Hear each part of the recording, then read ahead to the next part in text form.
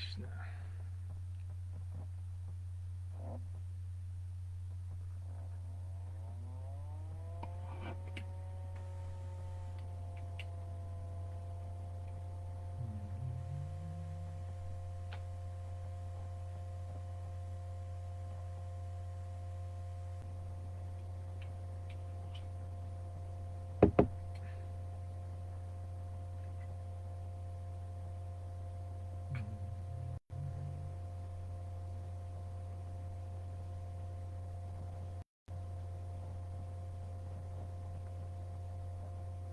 Ok. Hare Krishna. Alguém aí?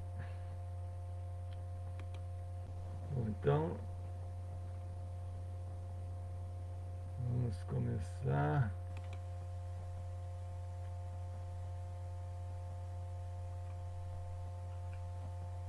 Vamos cantar um pouquinho.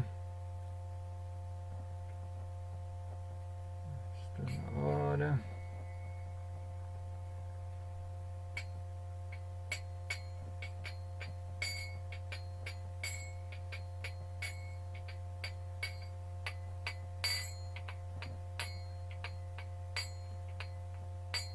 Jayorada Madhava Jabihari. Alô, Marcelo tá aí? Bom dia. Marcelo, tá tudo bem? Som, imagem? Cantar um pouquinho para começar. Jayorada Madhava Jabihari Jaya Gopi Janavalava Girivaradari. Obrigado, Marcelo. Vamos em frente.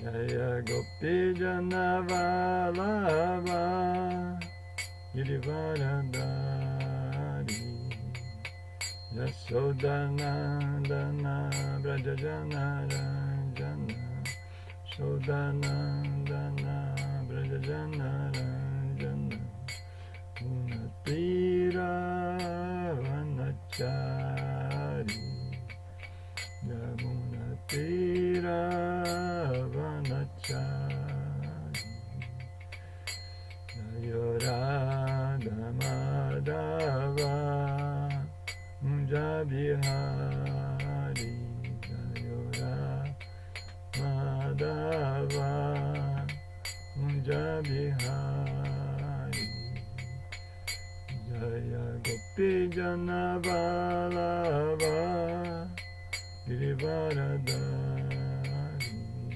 Jaya Gopi Janavalava Girivaradari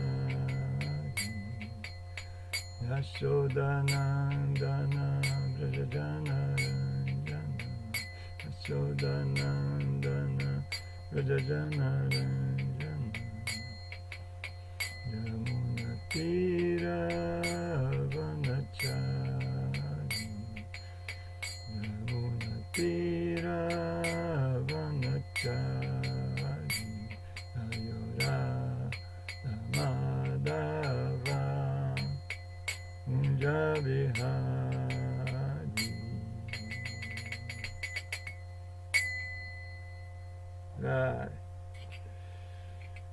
E bom, então, bom dia, os que já estão aí. Hare Krishna. Vamos então começar a nossa leitura de hoje. Nós vamos continuar o Srimad Bhagavatam. Om Namo Bhagavate Vasudevaya. Om Namo Bhagavate Vasudevaya. Om Namo Bhagavate Vasudevaya.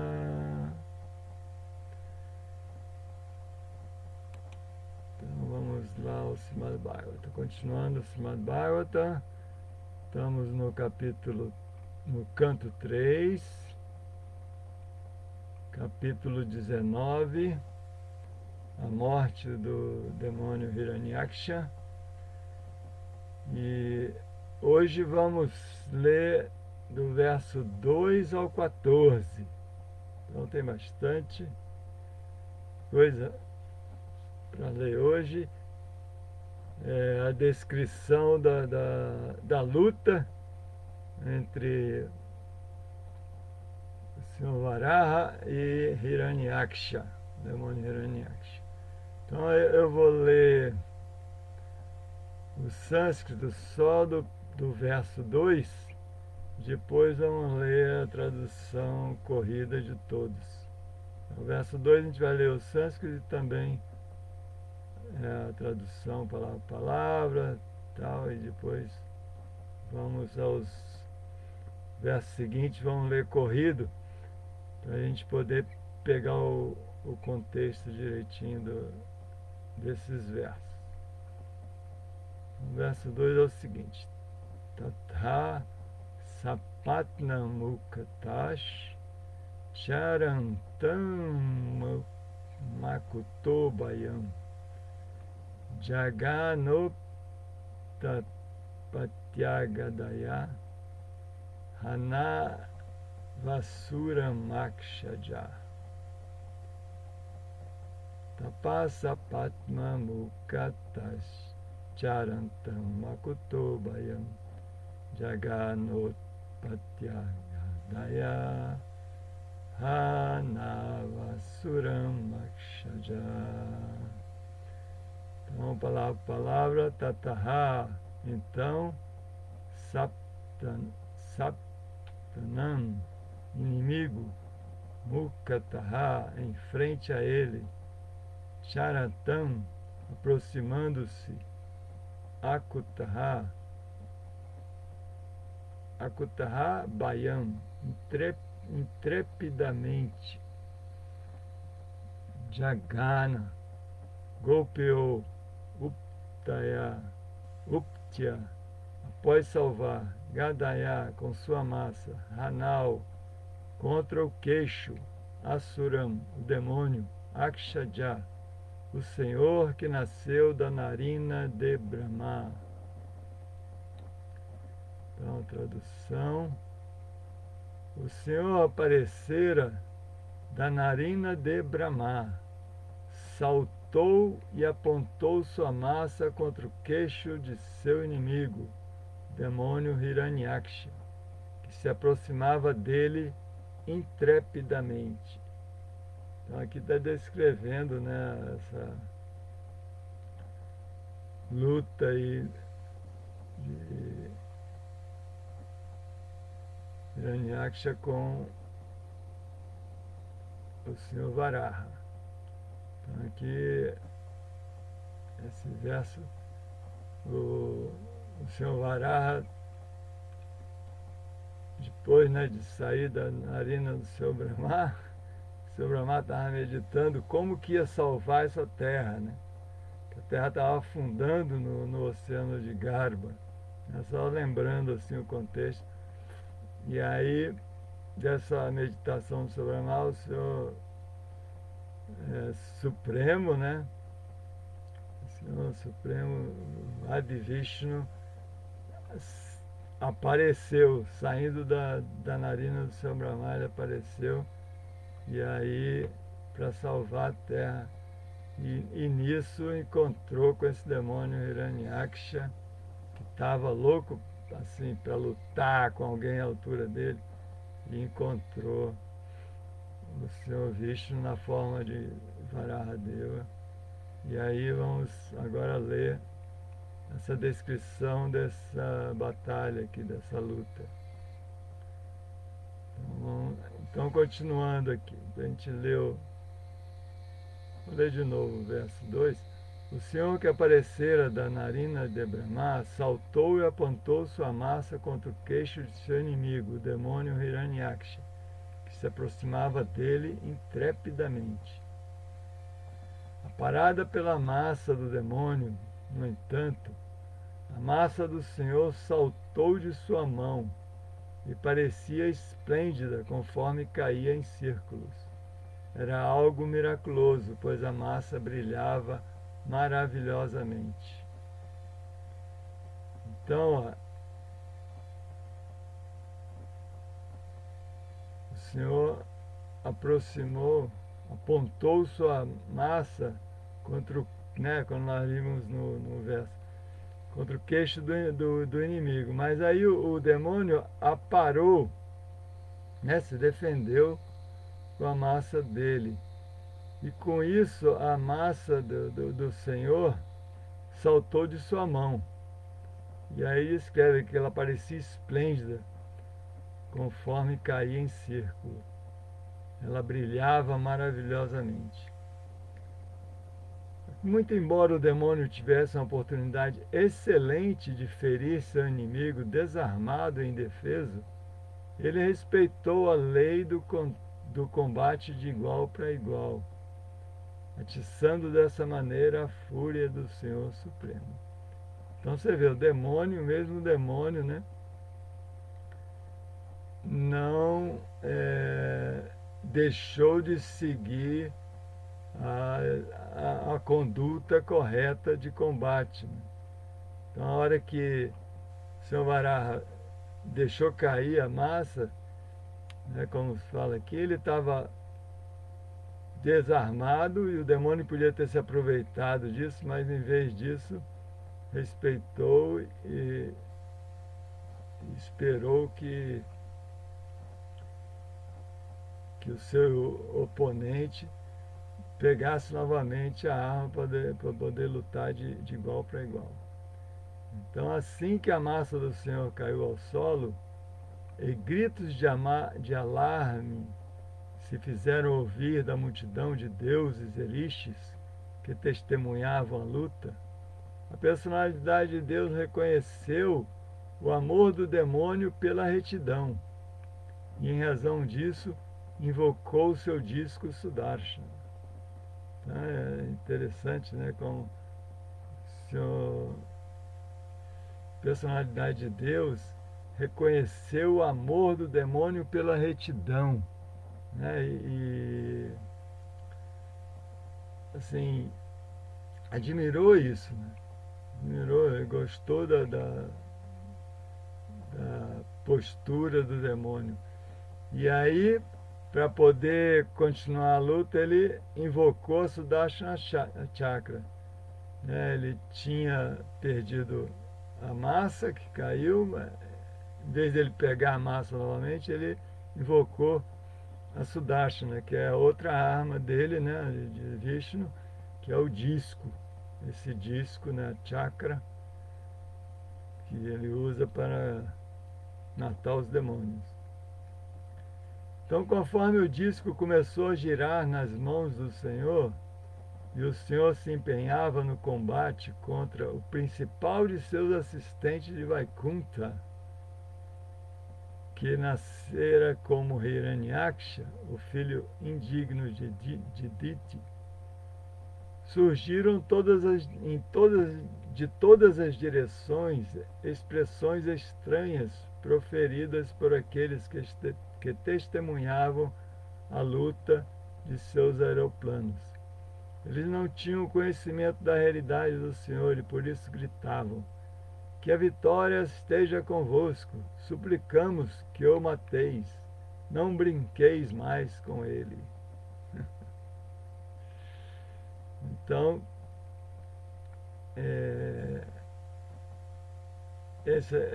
aqui é um ponto interessante, que vale a pena comentar, que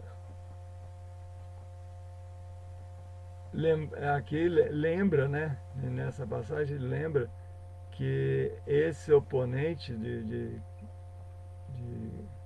Senhor, né, de Krishna, né, que estava,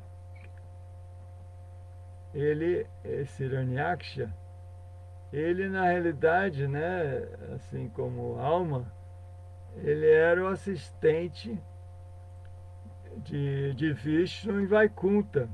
Então ele era assistente do Senhor em Vaikunta. E agora estava ali combatendo com o Senhor. Ele diz que esse era um desejo de Vishnu de praticar um pouco essas suas habilidades marciais, né? E aí esse, né, Jaya, era Jaya e Vijaya, né, que foram amaldiçoados em Vaikunta e desceram como Hiranyakashipu e Hiranyaksha. Então, Hiranyaksha deve ser o Vijaya, né? E ele agora está aí lutando com o Senhor, né, mostrando bem claro para nós que nós não somos esse corpo, né? Nós somos almas espirituais e podemos estar em qualquer corpo. E aqui, né, nesse caso, é, você vê o próprio assistente do Senhor em Vaikunta, um dos assistentes, um dos principais, né? Era o porteiro lá de Vaikunta. Agora estava aí como Hiranyaksha, né? Como um demônio, lutando com o Senhor, né? Com o Senhor Vishnu, com o próprio Senhor dele, como uma lila para satisfazer esse desejo do Senhor de lutar. Além de outras coisas, né? Também ele precisava passar por isso para ter essa experiência. Então, vamos continuar aqui. Os, os espectadores que estavam lá, os semideuses, assistindo, eles estavam nervosos, porque eles queriam que o Senhor matasse, né, esse demônio que estava perturbando lá a paz universal, né? Então eles gritaram, né? Que a vitória esteja convosco, suplicamos que o mateis, não brinqueis mais com ele. Porque era tipo uma brincadeira, né? Essa luta que ele podia matar a qualquer momento, mas ele fez questão de lutar, né? Como a gente vai ver agora, seguindo aqui. Quando o demônio viu a personalidade de Deus, que tinha olhos semelhantes a pétalas de lótus, em posição de ataque diante dele e armado com seu disco Sudarshana, seus sentidos foram tomados de indignação. Ele se pôs a silvar como uma serpente, mordendo os lábios com grande furor. O demônio, que tinha presas assustadoras, encarou a personalidade de Deus, como se quisesse incinerá-lo. Pulando no ar, ele apontou sua massa contra o Senhor, ao mesmo tempo que exclamava: Tu estás morto, ó Santo Vidura! Então aqui é Maitreya, lembrando, né, falando para Vidura. Então aqui, ó Santo Vidura, sob o olhar de seu inimigo, ele está contando essa história. O Senhor, em sua forma de javali, o desfrutador de todas as oferendas sacrificatórias, jocosamente derrubou a massa com seu pé esquerdo, apesar de ela ter sido atirada contra ele com a força de uma tempestade. Então aqui o senhor Varaha fez questão de mostrar que não precisava fazer nenhum esforço para derrotar esse demônio, mas estava ali continuando a sua brincadeira, né? Então o demônio poderosíssimo lançou a arma com toda a sua força, diz que é a força de uma tempestade, e o seu Vará simplesmente chutou de lado assim com seu pé esquerdo. Essa questão, nem com o direito, com o esquerdo. O Senhor então disse: Pega a tua arma e tenta novamente, já que estás ansioso para vencer-me. Desafiado por essas palavras, o demônio mirou sua massa contra o Senhor e, mais uma vez, bradou estrondosamente. Ao ver a massa voando em sua direção, o Senhor permaneceu firme onde estava e apanhou-a com a mesma facilidade que Garuda, o rei dos pássaros, capturaria uma serpente. Então Garuda, né, é o carregador do Senhor Vishnu, né, o pássaro, né, uma águia assim, que transporta o Senhor Vishnu para onde ele quer ir. Então ele é uma águia enorme, então ele captura uma serpente assim com muita facilidade, né, como se fosse um pequeno inseto assim. E aqui ele comparou a maneira como o Senhor Varaha apanhou essa massa que o demônio lançou com mais força ainda. Ele apanhou assim com facilidade, com a mesma facilidade que Garuda pega uma serpente. Então, continuando, tendo sua valentia frustrada dessa maneira, o grande demônio sentiu-se humilhado e ficou fora de si. Essa é a característica do demônio, né? Os demônios são muito orgulhosos. E aí, quando ele é humilhado, ele fica fora de si. E ele, então, relutou em pegar a massa de volta. Né? Ficou, assim, humilhado e sem graça de tentar de novo, né? Quando esta lhe for oferecida pela personalidade de Deus. Então ele não queria, né, reconhecer essa fraqueza dele, essa derrota dele. Né? E ele então valeu-se de um tridente, em vez de pegar a massa que o seu Varaha estava oferecendo de volta para ele tentar novamente. Né? Ele aí pegou o tridente, ávido como fogo flamejante, e o atirou contra o Senhor, o desfrutador de todos os sacrifícios. Assim como alguém praticaria penitências com mais intenções contra um Brahmana santo. Então ele pegou aquele tridente com mais intenções, querendo matar o Senhor. Finalmente, o último verso 14. Disparado pelo poderoso demônio com toda a sua força, o tridente arremessado brilhou intensamente no céu.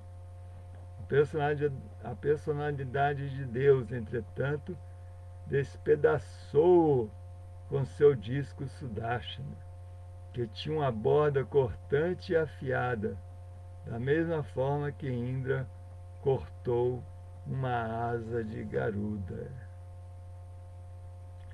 Então ele fez essa analogia aqui, né, da forma como a personalidade de Deus cortou, despedaçou essa massa da mesma forma que Indra cortou a asa de Garuda. E aqui a Prabhupada, no significado, explica essa passagem aí de quando Indra cortou a asa de Garuda. Então, o Prabhupada diz o seguinte: o contexto da referência feita aqui a respeito de Garuda e Indra é o seguinte: certa vez, Garuda, o carregador do Senhor, arrebatou um pote de néctar das mãos dos semideuses no céu para libertar sua mãe, Vinatá, das garras de sua madrasta, Kadru, a mãe das serpentes. Ao saber disso, Indra, o rei do céu, disparou seu raio contra Garuda, com o objetivo de... disparou o seu raio contra Garuda. Ponto. Com o objetivo de respeitar a infalibilidade da arma de Indra, Garuda, embora fosse invencível de outra maneira, sendo a própria montaria do Senhor, né, o carregador do Senhor, soltou uma de suas asas, que foi despedaçada pelo raio. Os habitantes dos planetas superiores são tão ajuizados que mesmo no processo de luta observam as regras e regulações preliminares de gentileza. Então esse aqui é o título, né, da nossa palestra de hoje. Os habitantes dos planetas superiores são tão ajuizados que mesmo no processo de luta observam as regras e regulações preliminares de gentileza. Nesse caso, Garuda quis demonstrar respeito por Indra. Como sabia que a arma de Indra deve destruir algo, ele ofereceu sua asa. Interessante você ver, né, que Garuda deu aqui o exemplo, né, de uma pessoa que tem boas qualidades, né? Então ele respeitou a arma de Indra mesmo sacrificando a sua asa, né, para que Indra não ficasse desmoralizado, porque Garuda poderia muito bem ter defendido daquele raio ou não ter se afetado com o raio, né, de Indra, porque ele é o carregador do Senhor Vishnu, né, ele é muito poderoso, mas ele respeitou a arma de Indra, que é famosa, né, por ser muito poderosa e destruir o que Indra quer que seja destruído. Então, como Garuda sabia disso, né, que essa arma de Indra deve destruir algo para não ser desmoralizado, porque essa é a fama que ela tem, ele ofereceu a asa para ser destruída. Ofereceu uma asa dele. Assim, Indra não foi desmoralizado e Garuda deu esse exemplo, né, de conduta perfeita e observando, né, essa regra de gentileza, essa regra preliminar de gentileza, de gentileza. Isso é muito interessante, né? Pessoas assim realmente educadas e que têm boas qualidades desenvolvidas e enraizadas, né? Elas, mesmo que tenham que se sacrificar para manter a gentileza, manter a retidão e manter a outra pessoa, né, a outra entidade que ela está em contato, que ela está se relacionando, para manter assim a outra pessoa satisfeita, não embaraçada e não desmoralizada, ela está pronta para se sacrificar. Eu lembrei agora aqui de uma passagem da rainha Vitória, na Inglaterra, uma época que ela convocou uma reunião lá na época do Império Britânico, né? Tinha muitas colônias, então convocou a reunião com vários líderes de várias colônias e tinha lá um líder africano que não conhecia, né, as regras de etiqueta de um banquete britânico, né? Mas estava lá, foi convidado e tinha um banquete, recepção e tal, todos sentados na mesa. E aí tinha de praxe, eles tinham na frente de cada de cada pessoa, né, sentada na mesa, tinha um pote com água, com as pétalas assim. Então. E esse pote era para a pessoa lavar a mão, né? Era um costume que tinha na época. Era uma coisa muito fina, assim, né? Um banquete real. Então tinha esse costume, tinha esse potezinho que depois vinha uma pessoa, né, um servo lá e retirava. Então a pessoa lavava a mão ali e tinha um guardanapo, né, de pano, nem era de papel, né, uma coisa chique, né? E é para enxugar a mão.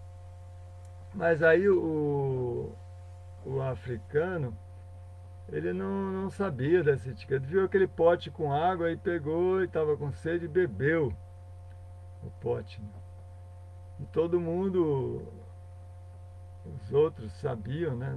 E viu assim a gafe do líder africano e assim se controlando para não rir, né? Mas a Rainha Vitória, imediatamente que viu a situação e viu que é, o africano ia ficar totalmente sem jeito a hora que visse que era para lavar a mão, ela pegou o pote dela e imediatamente bebeu também, né? E aí olhou para os outros assim, como, é isso que tem que ser feito. E todos beberam e esse líder africano ficou tranquilo, achando que estava tudo certo, né? Não ficou embaraçado, como ficaria se ela não tivesse feito isso, né? Então ela se sacrificou, tomou aquela água ali que não era nem para ser tomada, né? Para deixar o seu convidado à vontade, né? Ficar satisfeito e não ficar embaraçado. Então essa é a demonstração, né, de gentileza que as pessoas realmente educadas elas demonstram, né, na hora, na necessidade, naturalmente, porque é uma coisa que está enraizada, né? Naquela época, né, as famílias reais tinham esse treinamento. Né? E aqui, nesse verso, no significado, Prabhupada conta essa história, né, de Garuda, que também se sacrificou pelo para poder demonstrar gentileza ao Senhor ainda. Né? Bom, eu já estou comentando, né, mas deixa eu prestar minhas reverências aqui e pedir que a Krishna Prabhupada ilumine aí nesses comentários antes de continuar. Então, Om Gyana Timirandasya Gyananjana Shalakaya Chakshumritam Gyana Tasmai Sri Gurave Namaha. Om Vishnu Padaya Krishna Prestaya Bhutale Srimati Dayananda Goswami Namine. Namo Vishnu Padaya Krishna Prestaya Bhutale Srimati Bhaktivedanta Swami Namine. Vanchakalpa Tarubhyascha Kripa Sindhu Devacha Patiranam Pavanebhyo Vaishnavebhyo Namo Namaha. Jai Krishna Chaitanya Prabhu Nityananda Sri Advaita Gadadara Sivasadi Gaura Bhaktavinda. Hare Krishna Krishna Krishna Hare Hare Hare Rama Rama Rama Hare Hare. Jai. Então, mais uma vez, bom dia a todos.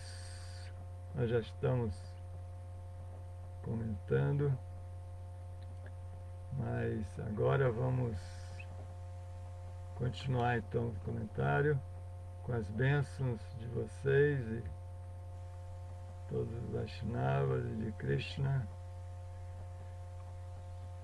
Então, nós estamos vendo aqui essa atitude, né, no significado aqui para o pai escrevendo de Garuda. Nós também vimos nesses versos a atitude do próprio Hiranyaksha, né? Que é esse demônio que está lutando com Krishna, demonstrando que mesmo o demônio, né, ele, mesmo estando assim nessa posição de demônio, ele mantinha a etiqueta de luta e respeitando as leis de combate, né? Mostrando a nobreza, né, dessa personalidade que mesmo num papel de demônio mantinha suas qualidades nobres e que estava ali cumprindo o seu papel, fazendo o seu serviço. Por isso que o Bhagavata, ele mostra bem claro para a gente com essas histórias que esses demônios, que são criações de Deus, né? Por que Deus cria os demônios? Eles têm um serviço, mas eles são criaturas de Deus também, né? Deus é que criou porque tem um propósito. Então tudo tem um propósito, tudo tem um motivo e tudo que existe nessa criação é, é controlado por Deus, né? Pelo Senhor Supremo em última análise. Então a gente não tem que se lamentar por nada. Por isso que tem essa coisa dos estoicos, né? No estoicismo diz que você tem que amar os fatos, né? Amor fato, eles falam, né? Você tem que amar os fatos, porque tudo que acontece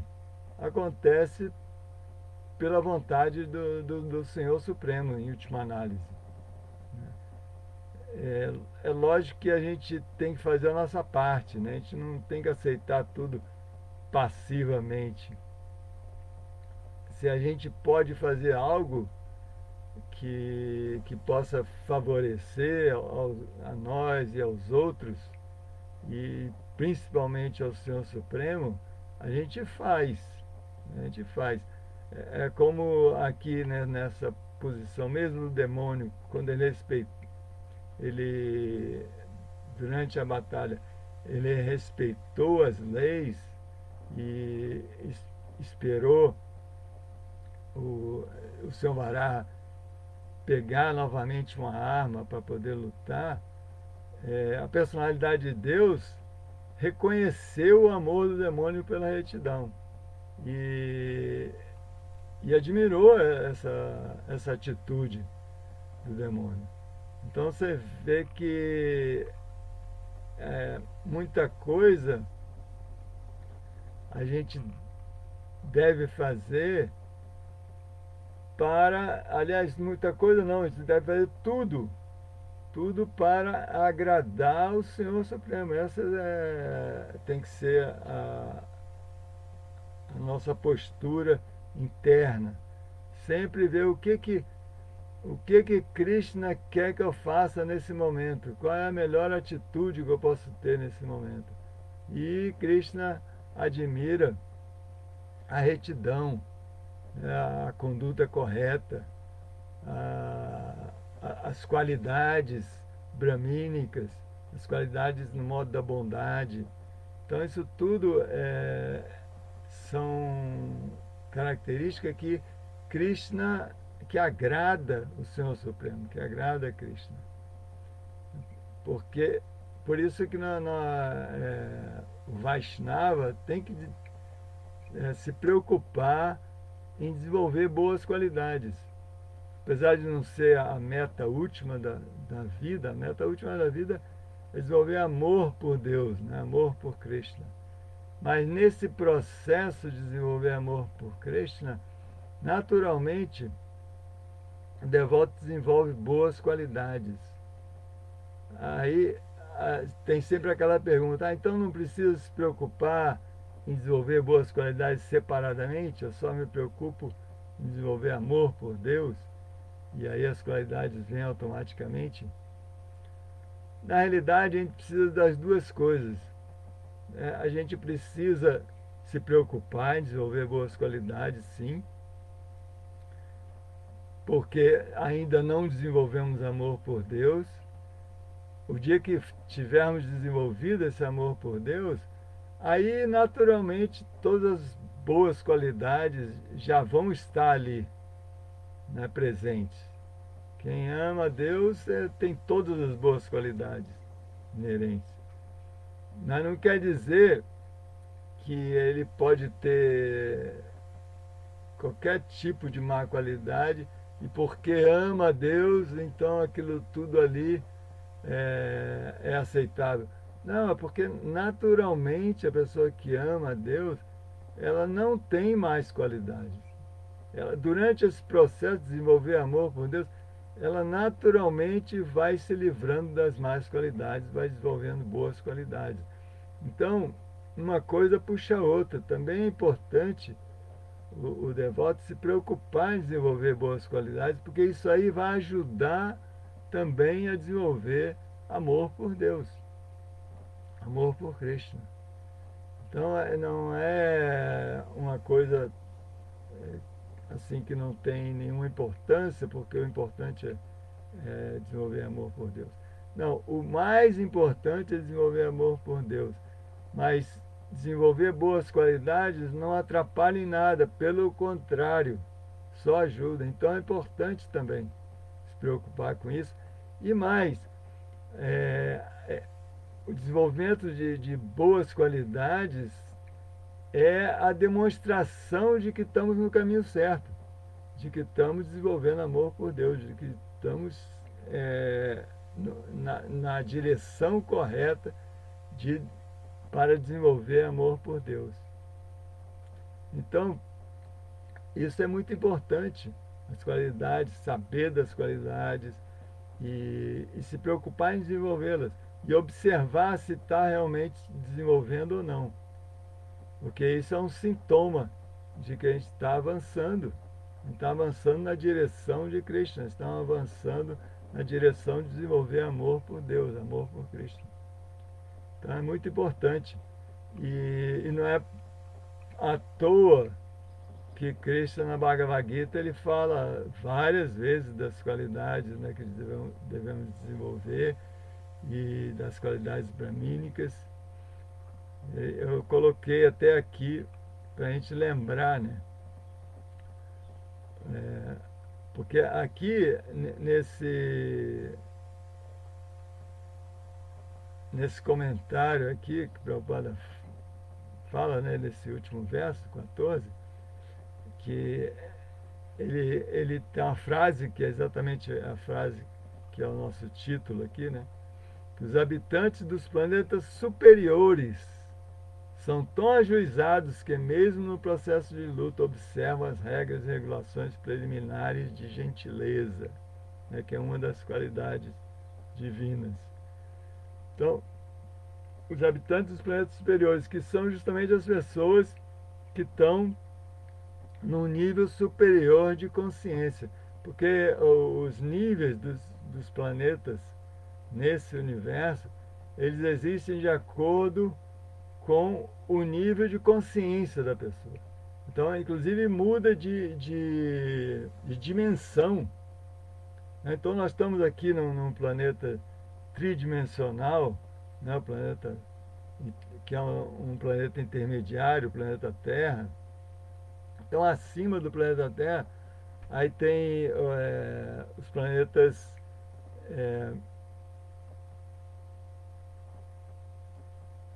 qual é o... Ai, fugiu o nome. Então, bom, aí tem o próximo planeta,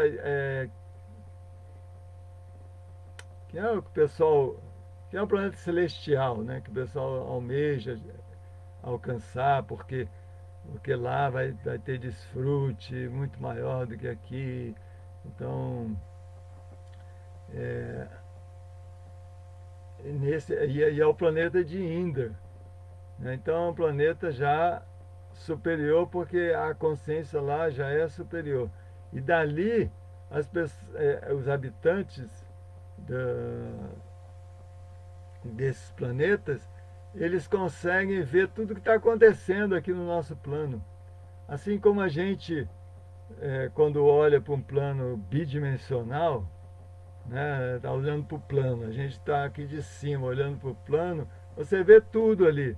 Então tem ali umas formiguinhas pequenininhas andando ali, elas não estão vendo o que está acontecendo em cima, elas estão só vendo ali o que está naquele plano bidimensional, né? Então você tem aqueles micróbios que estão ali só naquele plano. E para eles é tudo que existe. Mas quem está num plano superior consegue ver tudo que está acontecendo ali, né? Da mesma forma, é, quem está nos planetas superiores, eles conseguem ver, por isso que fala que está tendo essa batalha aqui, e estão outros os semideuses assistindo lá com seus aeroplanos, porque eles estão vendo tudo. E aí eles vão lá e assistem. É, e, e isso, esses planetas vão sendo elevados de acordo com o nível de consciência. Então, quando esses habitantes dos planetas superiores, eles estão numa consciência superior. E, e eles observam essas regras de gentileza, mesmo tendo que se sacrificar, às vezes, de algum motivo, né? Como demonstrou aqui o próprio Garuda, né, em respeito ao Senhor Indra, né, nessa passagem que o Prabhupada explica. E isso, então, é uma qualidade, essas qualidades divinas, Krishna mesmo descreve aqui na Bhagavad Gita, no capítulo 16, né, que descreve as qualidades divinas e demoníacas. Ele descreve nos versos 1 a 3 algumas qualidades divinas. Então ele fala, Krishna falando, né? Destemor, purificação da própria existência, cultivo de conhecimento espiritual, caridade, autocontrole, execução de sacrifício, estudo dos Vedas, austeridade, simplicidade, não violência, veracidade. Então, difícil, né? Hoje em dia, isso é uma qualidade divina. O Zé Waldo deve estar sempre atento a isso. Estar livre da ira, renúncia, tranquilidade, não gostar de achar defeito nos outros. Isso aí é uma qualidade muito importante, até para o convívio, né, entre as pessoas. Não gostar de achar defeitos. A gente gosta muito de achar defeito, né? Porque nós estamos num nível mais baixo de consciência. A gente tem que elevar esse nível ao ponto de não gostar mais de achar defeito. Enquanto isso, a gente tem que treinar, não ficar procurando defeito nos outros. Procure os seus defeitos. Aí é útil, mas achar defeito nos outros não tem nada de útil, a não ser que você seja responsável, né, pelaquela pessoa, né, o pai e o mestre espiritual, e o professor, né, ele está ali para corrigir mesmo, mas aí é diferente. É a função dele, não é que ele gosta de achar defeito, ele tem que achar os defeitos para poder corrigir. Mas o problema não é ver os defeitos, mas é gostar de ver os defeitos, né? E ficar enfatizando os defeitos e pior, falando para os outros. Então essa é uma qualidade importante, uma qualidade divina, não gostar de achar defeitos. Depois continuando, compaixão para com todas as entidades vivas, estar livre da cobiça, gentileza, tá vendo? Então aqui a Garuda mostrou essa gentileza, né? Cedeu até a sua asa para poder ser gentil. como a gente falou da Rainha Vitória, a mesma coisa, né? Só por gentileza ela tomou a água que era para lavar a mão.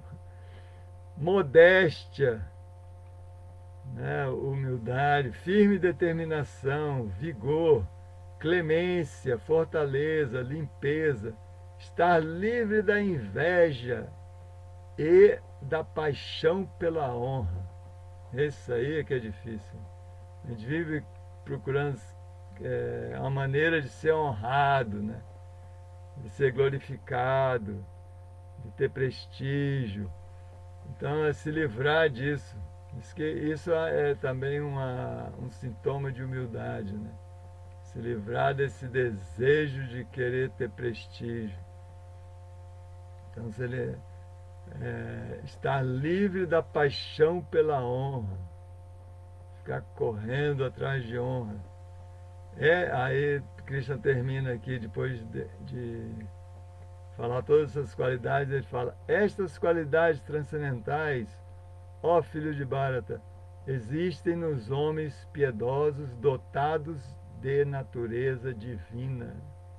Então isso é divino, gente. Isso aí que a gente tem que cultivar, né? E é algo que ele vem da purificação do coração. A gente precisa realmente trabalhar essa purificação. E é uma maneira também, como a gente falou, de poder analisar, né, e monitorar o nosso avanço. Como é que a gente está indo. Observar como é que estão nossas qualidades. Se eu continuo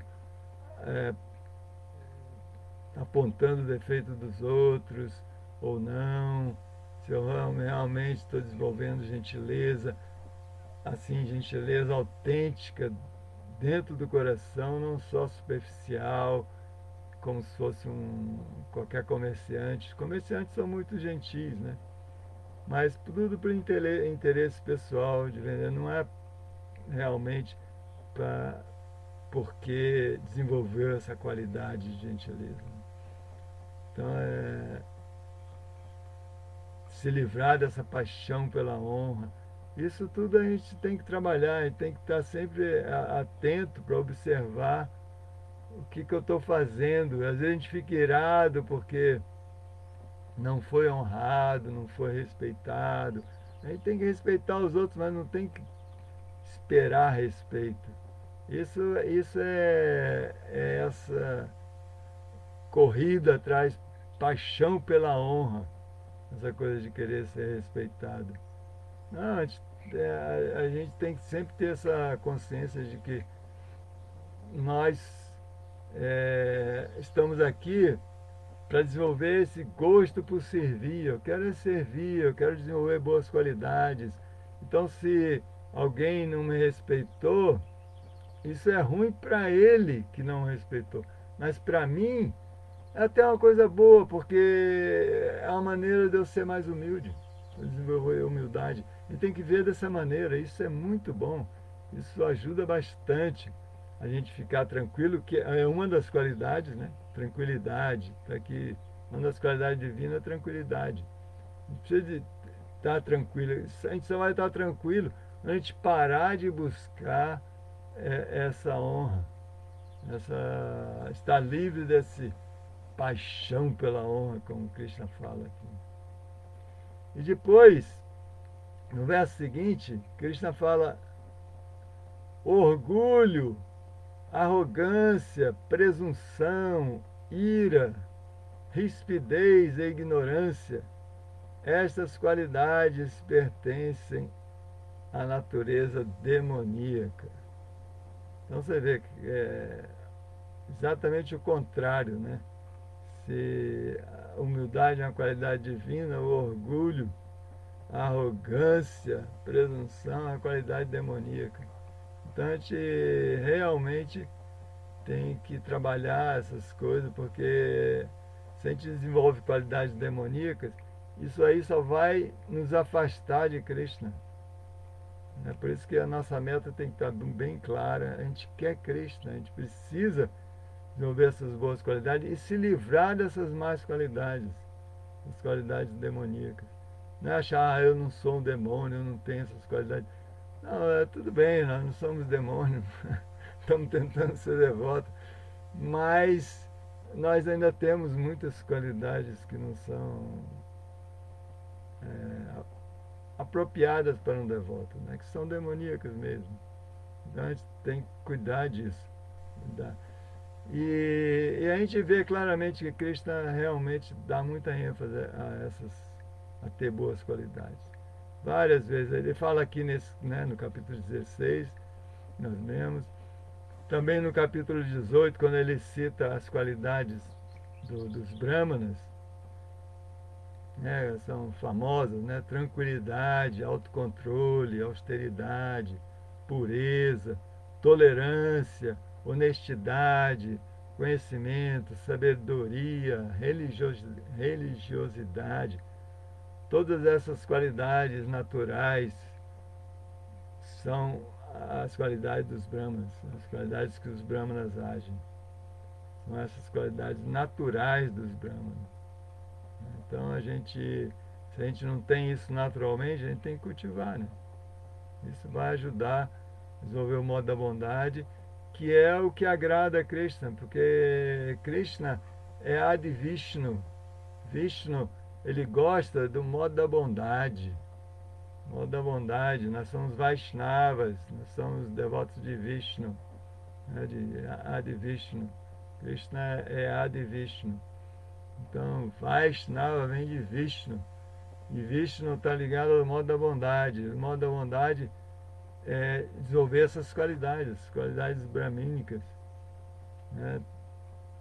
Pureza, honestidade, tranquilidade, conhecimento, austeridade.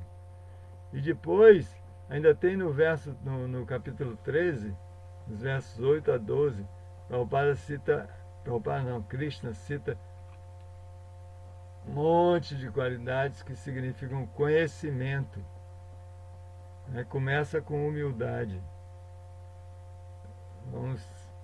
Já está quase na hora, vamos terminar com essa lista de qualidades que Krishna descreve aqui como conhecimento.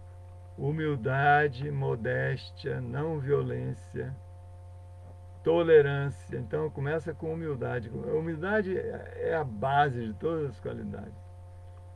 Porque se a pessoa não é humilde, qualquer conhecimento que ela adquire vai ajudar ela a se tornar mais arrogante, mais orgulhosa. Isso aí é qualidade demoníaca. Atrapalha todo o resto. Então a humildade é a base.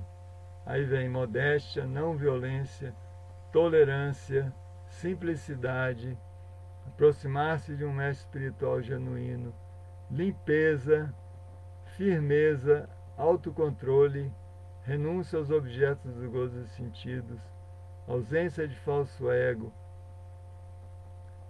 E aí vai. Devoção, entender a importância da autorrealização, empreender uma busca filosófica da verdade absoluta.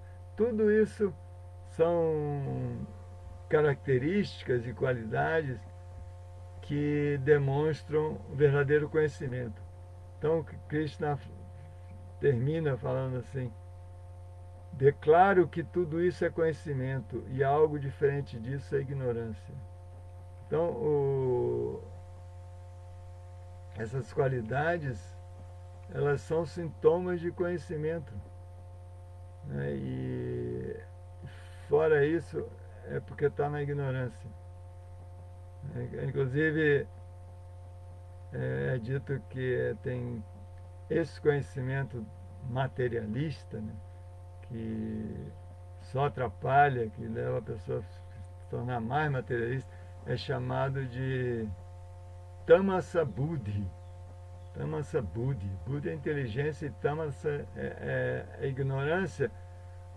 Então é uma inteligência ignorante, que não é realmente inteligência. É a inteligência tamásica, que é ligada a essa energia densa. Então, esse conhecimento sobre essa energia material, né, tão assim glorificado na nossa sociedade.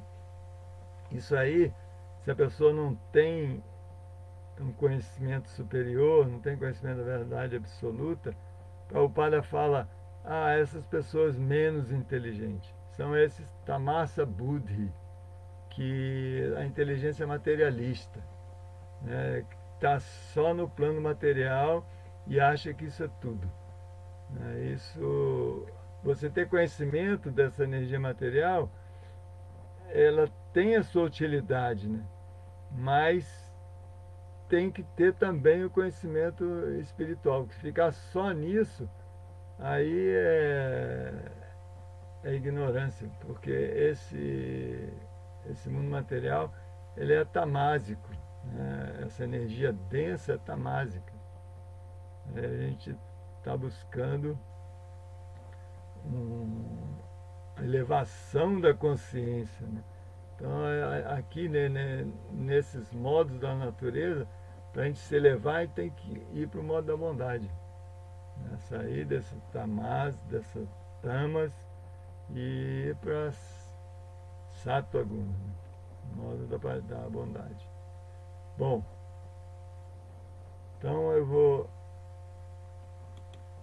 já deu a hora, vou parar por aqui, vamos dar uma olhada rápida aqui nos comentários, tem algum comentário, pergunta. Então vamos aqui, Marcelo, Haribo, Hare Krishna, Anabela, Hare Krishna, obrigado aí, presença de todos. Tá aqui, pergunta do Marcelo, o que é consciência? Consciência. Essa é uma boa pergunta. Isso aí é uma coisa que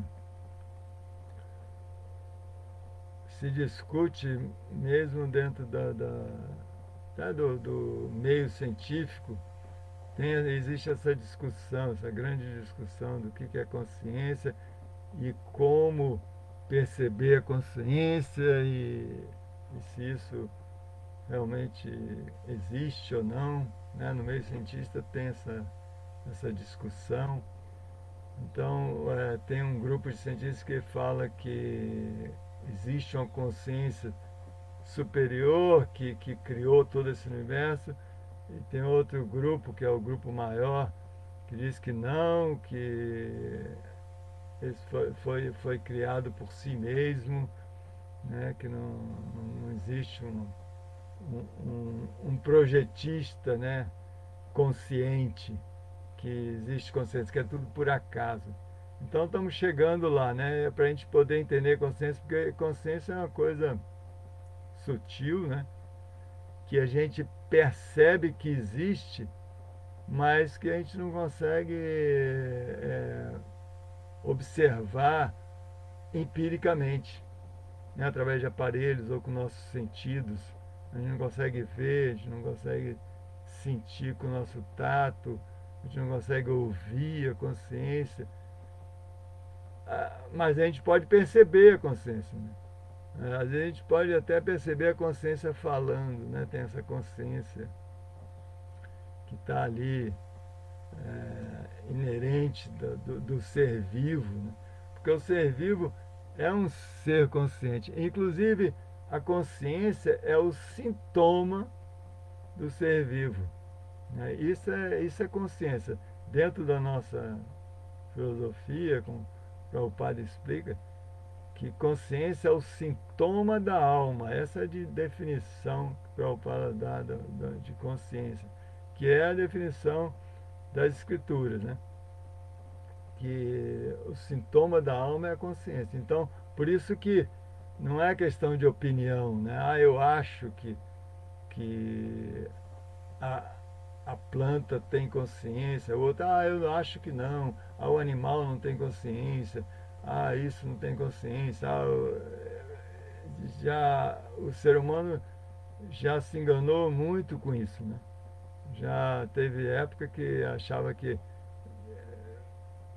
outros tipos de raça não tinham consciência, só a minha raça. Então, isso aí tudo é ignorância, né? porque não entende o que é realmente consciência. Consciência, a literatura védica deixa bem claro, é um sintoma da alma. Então, e o que como é que vai indicar esse sintoma? Como é que a gente percebe esse sintoma, né? Eu acho que talvez isso seja a pergunta do Marcelo, né? É, é uma coisa que, por exemplo, você vai, como é que você vai perceber se um animal tem consciência ou não? Se ele percebe as coisas, né? Se ele tem noção do que está acontecendo, que a gente fala assim, tem consciência do que está acontecendo. Se ele responde aos estímulos que são dados, né? Por exemplo, a pessoa está em coma, está inconsciente, está sem consciência. Você espeta ele ali e ele não responde, ele não reage de nenhuma maneira, então ele está totalmente inconsciente. Aí quando ele começa a reagir um pouco, já está recuperando a consciência. O animal é a mesma coisa. Você vê que ele reage a um certo estímulo, então ele tem consciência. Então se ele tem consciência, ele tem alma. Então a gente tem que respeitar esse ser vivo. E as plantas também. Eles, ela tem mais dificuldade de expressar, né, a sua reação, mas ela também reage. Se você for observar atentamente, você vê que ela, na medida da capacidade dela, ela está percebendo as coisas. Tanto é que é, até as palavras podem influenciar o crescimento de uma planta, né? Já tem muita experiência sobre isso e também influencia cada molécula, né?